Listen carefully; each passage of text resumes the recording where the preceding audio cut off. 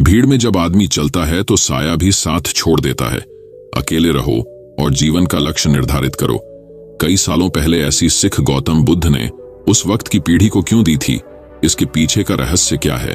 आज इसी रहस्य के बारे में हम आज के इस वीडियो में गौतम बुद्ध की कहानियों के माध्यम से जानेंगे। तो बिना देर किए चलिए गौतम बुद्ध की कहानियों की शुरुआत करते हैं। पहली कहानी, मौन का महत्व। एक व्यक्ति, कोई जिज्ञासु, एक दिन आया। उसका नाम मौलुंकपुत्र था। एक बड़ा ब्राह्मण विद्वान 500 शिष्यों के साथ बुद्ध के पास आया था। निश्चित ही उसके पास बहुत सारे प्रश्न थे। एक बड़े विद्वान के पास ढेर सारे प्रश्न होते ही हैं, समस्याएं ही समस्याएं। बुद्ध ने उसके चेहरे की तरफ देखा और कहा, मौलुंकपुत्र, एक शर्त है।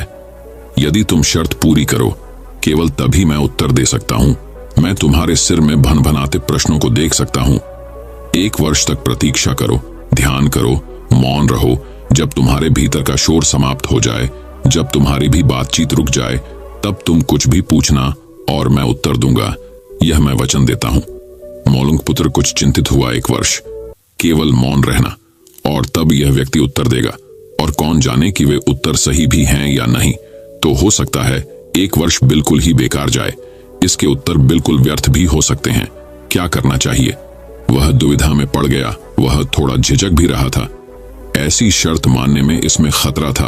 और तभी बुद्ध का एक दूसरा शिष्य सारिपुत्र जोर से हंसने लगा। वह वही पास में ही बैठा था। एकदम खिलखिलाकर हंसने लगा। मौलुंकपुत्र और भी परेशान हो गया। उसने कहा, बात क्या है? तुम क्यों हंस रहे हो? सारिपुत्र ने कहा, इनकी मत सुनना, ये बहुत धोखेबाज है। इन्होंने मुझे भी धोखा दिया। जब मैं आया था, तुम्हारे तो केवल 500 शिष्य हैं, पहले 5000 थे। मैं बड़ा ब्राह्मण था, देश भी में मेरी ख्याति थी। इन्होंने मुझे फुसला लिया। इन्होंने कहा, साल भर प्रतीक्षा करो, मौन रहो, ध्यान करो और फिर पूछना और मैं उत्तर दूंगा। और साल भर बाद कोई प्रश्न ही नहीं बचा। तो मैंने कभी कुछ पूछा ही नहीं और इन्होंने कोई उत्तर दिया ही नहीं। यदि तुम पूछना चाहते हो तो अभी पूछ लो। मैं इसी चक्कर में पड़ गया। मुझे इसी तरह इन्होंने धोखा दिया। बुद्ध ने कहा, मैं अपने वचन पर पक्का रहूंगा। यदि तुम पूछते हो तो मैं उत्तर दूंगा। यदि तुम पूछो ही नहीं तो मैं क्या कर सकता हूं? 1 वर्ष बीता। मौलुंकपुत्र ध्यान में उतर गया और मौन होता गया। भीतर की बातचीत समाप्त हो गई। भीतर का कोलाहल रुक गया। वह बिल्कुल भूल गया कि कब 1 वर्ष बीत गया। कौन फिक्र करता है? जब प्रश्न ही न रहे तो कौन उत्तरों की फिक्र करता है? एक दिन अचानक बुद्ध ने पूछा, यह वर्ष का अंतिम दिन है। इसी दिन तुम 1 वर्ष पहले यहां आए थे और मैंने तुम्हें वचन दिया था कि 1 वर्ष बाद तुम जो पूछोगे मैं उत्तर दूंगा। मैं उत्तर देने को तैयार हूं। अब तुम प्रश्न पूछो। मौलुंकपुत्र हंसने लगा और उसने कहा, आपने मुझे भी धोखा दिया। वह सारिपुत्र ठीक कहता था।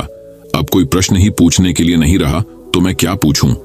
मेरे पास पूछने के लिए कुछ भी नहीं है।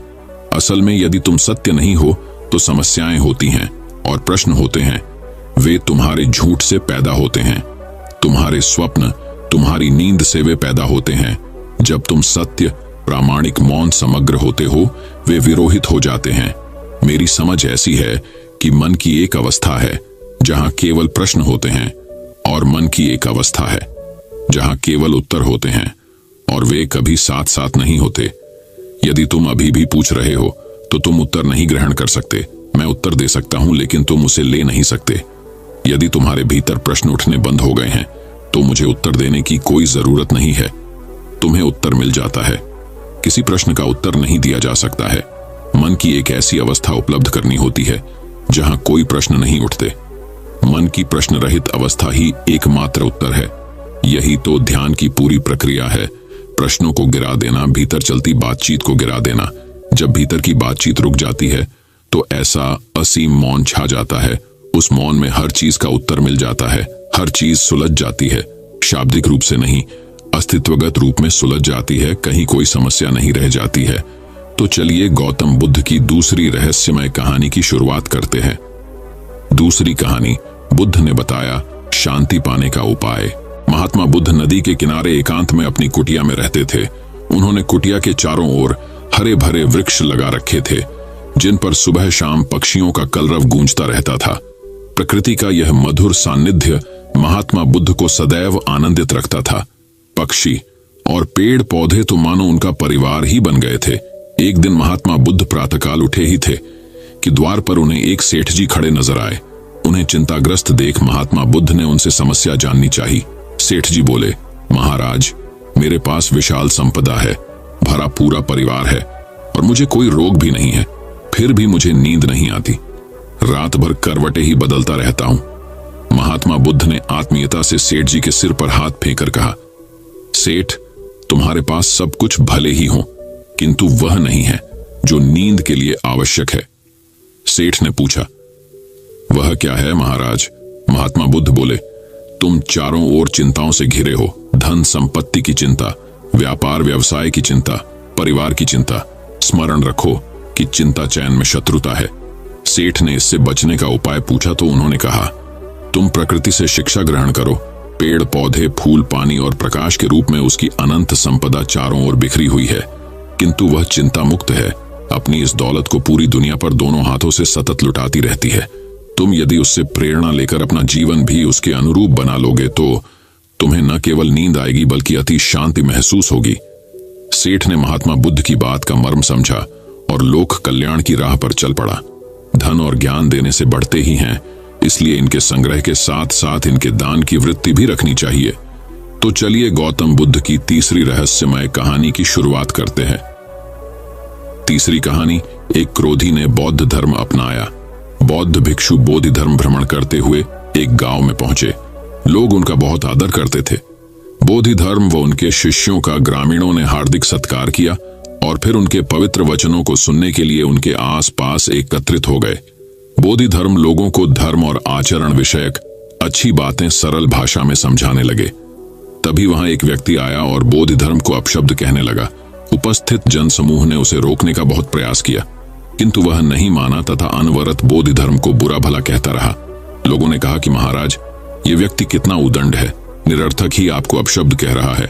बोधि धर्म उस व्यक्ति के इस आचरण पर कदापि क्रोधित नहीं हुए और लोगों से बोले कि यह भविष्य में मेरा सबसे बड़ा भक्त बनने वाला है। लोगों ने पूछा कि कैसे? बोधि धर्म ने उत्तर दिया, कोई कुम्हार के यहाँ घड़ा लेने जाता है तो घड़े को बजाकर देखा जाता है कि वह फूटा हुआ तो नहीं है। जब 1-2 रुपए के घड़े को कोई इतनी परख कर सकता है तो भला जिसे गुरु मानना है उसे 10-20 गालियां दिए बगैर कैसे पहचानेगा? पहले वह परीक्षा लेगा कि गुरु में धैर्य, आक्रोश व समता भाव कितना है। यह जानने के बाद ही तो वह गुरु को स्वीकारेगा। इसलिए यह व्यक्ति मुझे निरर्थक ही अपशब्द नहीं कह रहा है। और आगे चलकर वास्तव में वह व्यक्ति बोधि धर्म का सबसे बड़ा भक्त बना। किसी को शिक्षा देने से पूर्व स्वयं का आचरण भी तदनुरूप होना चाहिए, तभी गुरु का महान पद मिलता है। वस्तुतः गुरु की गुरुता तभी स्वीकारी जाती है जबकि उसमें सदाचरण के सभी लक्षण मौजूद हों। तो चलिए गौतम बुद्ध की चौथी रहस्यमय कहानी की शुरुआत करते हैं। चौथी कहानी, बुद्ध ने संयम सिखाया। बुद्ध के पास उनका एक शिष्य आया और बौखलाए स्वर में बोला, जमींदार राम सिंह ने मेरा अपमान किया है, आप सभी चलें, उसे सबक सिखाना होगा। बुद्ध बोले, प्रियवर, सच्चे बौद्ध का अपमान करने की शक्ति किसी में नहीं होती। तुम इस बात को भुला दो। जब प्रसंग भुला दोगे तो अपमान कहां बचा रहेगा। शिष्य ने कहा, उसने आपके प्रति भी अपशब्दों का प्रयोग किया था। आप चलिए तो सही, आपको देखते ही वह शर्मिंदा हो जाएगा और क्षमा मांग लेगा। इससे मैं संतुष्ट हो जाऊंगा। बुद्ध कुछ विचार कर बोले, अच्छा, यदि ऐसी बात है तो मैं अवश्य ही राम जी के पास चलकर उसे समझाने का प्रयास करूंगा। शिष्य ने आतुर होकर कहा, चलिए, नहीं तो रात हो जाएगी। बुद्ध ने कहा, रात आएगी तो क्या, रात के पश्चात दिन भी तो आएगा। यदि तुम वहां चलना आवश्यक ही समझते हो तो मुझे कल याद दिलाना, कल चलेंगे। दूसरे दिन बात आई गई हो गई। शिष्य अपने काम में लग गया और बुद्ध अपनी साधना में लीन हो गए। दोपहर होने पर बुद्ध ने शिष्य से पूछा, आज राम जी के पास चलना है? शिष्य ने कहा, नहीं, मैंने जब घटना पर फिर से विचार किया तो मुझे इस बात का आभास हुआ कि भूल मेरी ही थी। अब राम जी के पास चलने की कोई जरूरत नहीं है। बुद्ध ने मुस्कुराकर कहा, अगर हम तुरंत प्रतिक्रिया देने से बचें तो हमारे भीतर की कटुता समाप्त हो जाती है। शिष्य बुद्ध का आशय समझ उनके प्रति नतमस्तक हो गया। तो चलिए गौतम बुद्ध की 5वीं रहस्यमय कहानी की शुरुआत करते हैं। 5वीं कहानी, सुख की नींद। एक बार गौतम बुद्ध सिंसवा वन में पर्णशैया पर विराजमान थे।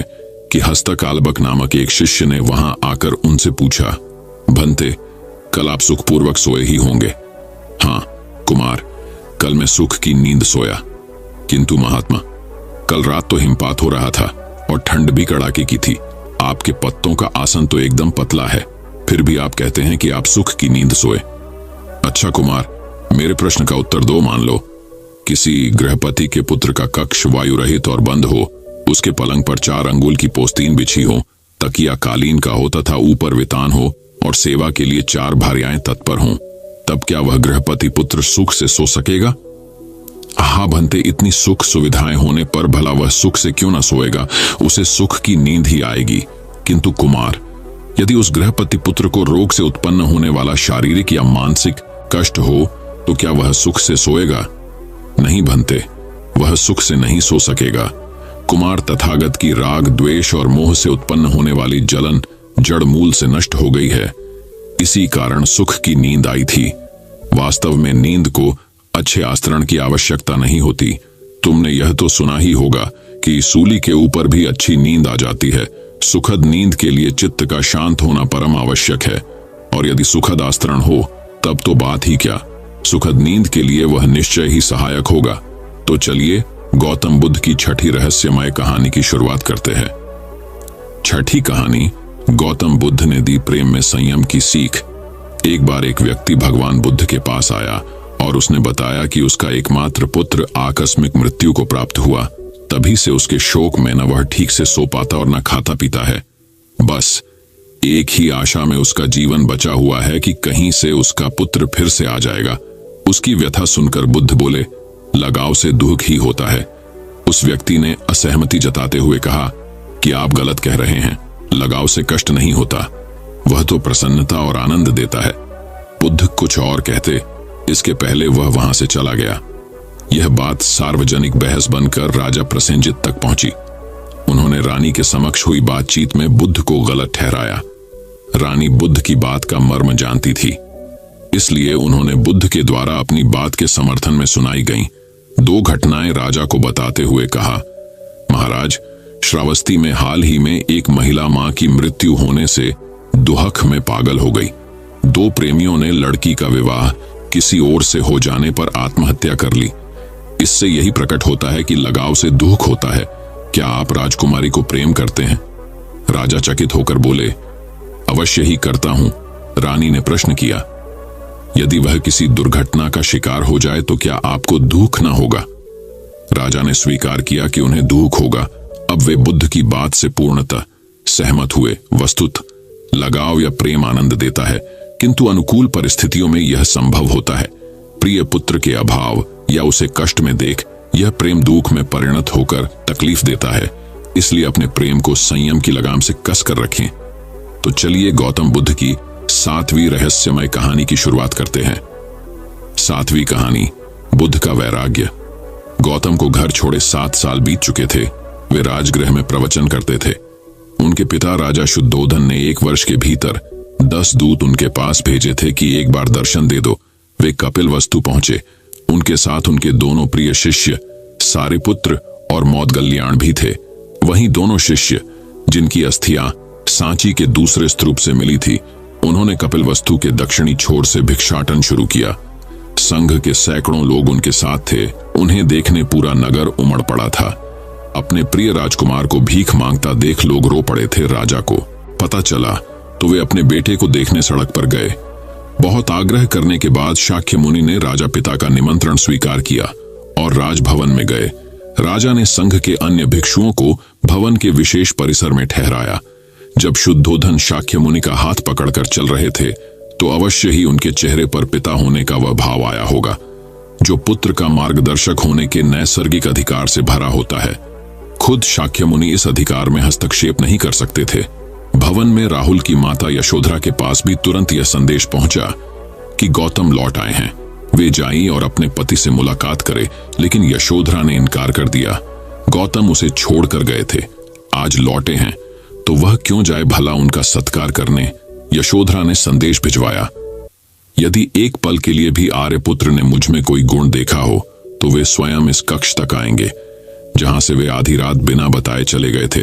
तथागत राहुल माता का संदेश पाकर उनके कक्ष की ओर बढ़े। उन्होंने दोनों शिष्यों से कहा, वे कुछ भी कहें, कुछ भी करें, तुम दोनों शांत रहना, कोई प्रतिक्रिया मत करना, उन्हें सुरुचिपूर्ण वंदना करने देना। कमरे में तथागत अपनी शैली में बैठ गए। सारी पुत्र हमेशा की तरह उनकी दाईं और मौदगल्यायन उनकी बाईं और बैठे। यशोधरा आईं, वे राजकुमारी नहीं दिख रही थीं। उन्होंने तथागत के चरण स्पर्श किए और उनके सामने बैठ गईं। कमरे में शांति थी। तभी राजा शुद्धोदन कमरे में आए। बेटे, बहू को आमने सामने देख उन्होंने बेटे से कहा, भंते। यशोधरा ने सुना आपने काषाय वस्त्र धारण किया है तो उसने काषाय वस्त्र पहन लिया। उसने सुना आप एकाहारी हो गए हैं, वह भी एकाहारी हो गई। आपने उत्तम पलंग पर सोना त्याग दिया है तो इसने भी त्याग दिया। आपने माला का त्याग किया, गंध का त्याग किया तो इसने भी वह सब त्याग दिया। मायके वाले इसे संदेश भेजते हैं, वे इसे ले जाना चाहते हैं, लेकिन यह यहीं रहती है, इसी कक्ष में। यह गुण की मूर्ति है। राजा स्नेह से अपनी बहू को देखते रहे। अचानक तथागत उठे, उस कक्ष से बाहर चले गए।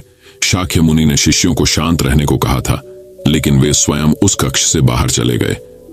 मैं हमेशा सोचता हूं उस पल क्या हुआ होगा, उनके मन के भीतर कैसे कैसे विचार उठते होंगे।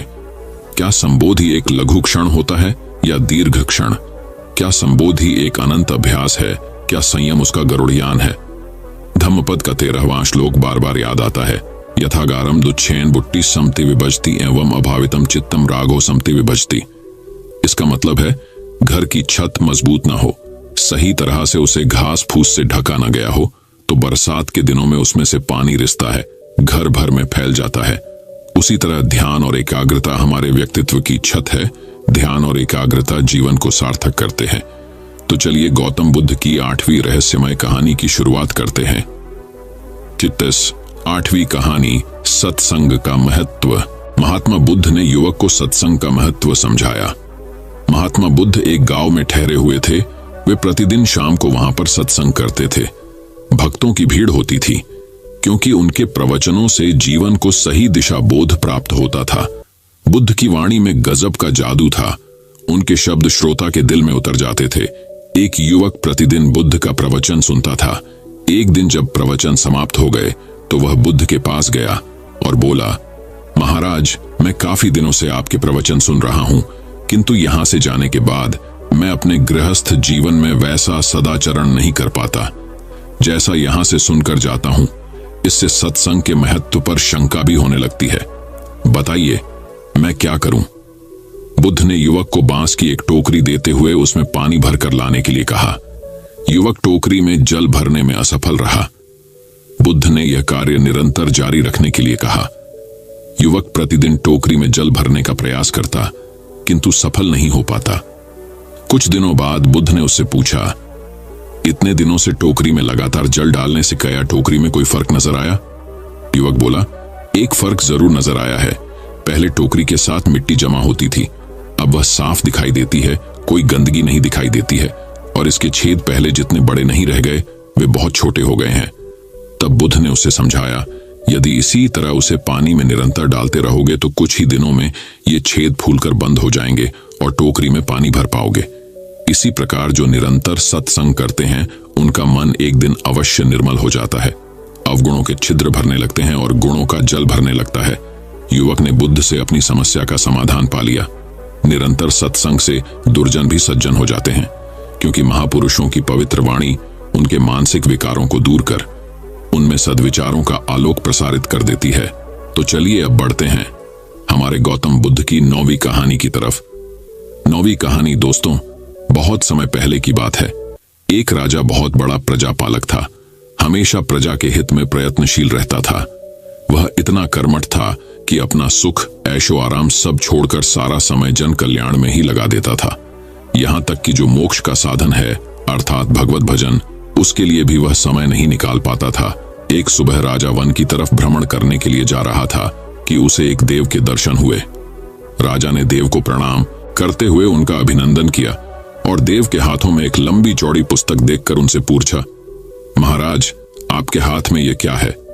देव बोले, राजन, यह हमारा बही खाता है जिसमें सभी भजन करने वालों के नाम हैं। राजा ने निराशायुक्त भाव से कहा, कृपया देखिए तो इस किताब में कहीं मेरा नाम भी है या नहीं? देव महाराज किताब का एक एक पृष्ठ उलटने लगे, परंतु राजा का नाम कहीं भी नजर नहीं आया। राजा ने देव को चिंतित देखकर कहा, महाराज आप चिंतित ना हो, आपके ढूंढने में कोई भी कमी नहीं है।